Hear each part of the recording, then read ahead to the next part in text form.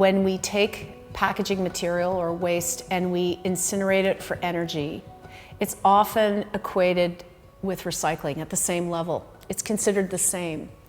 And in fact, this is not at all the case.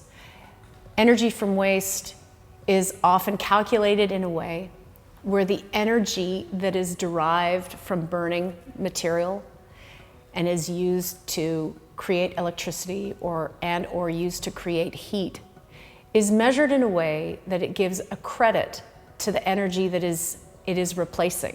But in fact, as we move to energy systems that are more ecologically friendly, credit offset should be lower and lower and lower over time.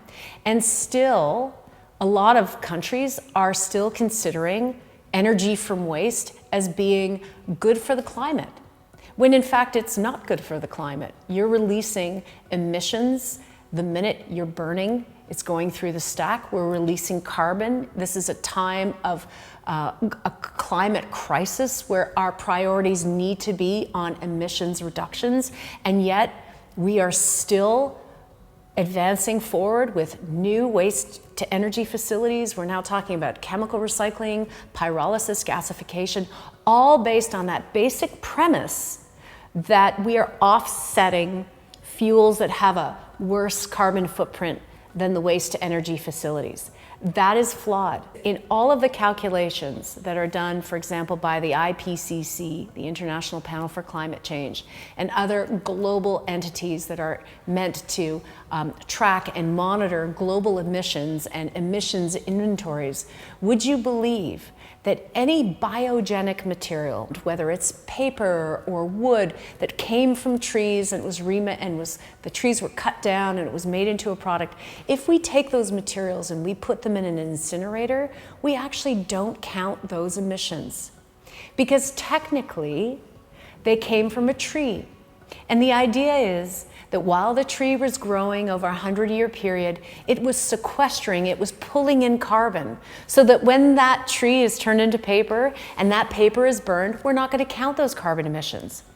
But those calculations are based on a 100-year carbon cycle.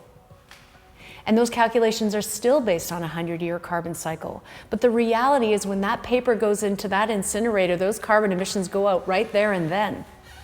And we're dealing with a climate crisis. We don't have 100 years that we can base those emissions on. And yet this is still the way in which we're calculating emissions. So when we look at waste to energy incineration facilities that produce energy, because they're in the energy category, we are not accounting for all those biogenic emissions that are coming out of there. And the emissions profile of an energy from waste facility is significantly less than it actually is in reality. And these are the kinds of meaningful measures that we're not implementing today. They're based on old, antiquated systems of thinking, and they're not in line with the crisis that exists today.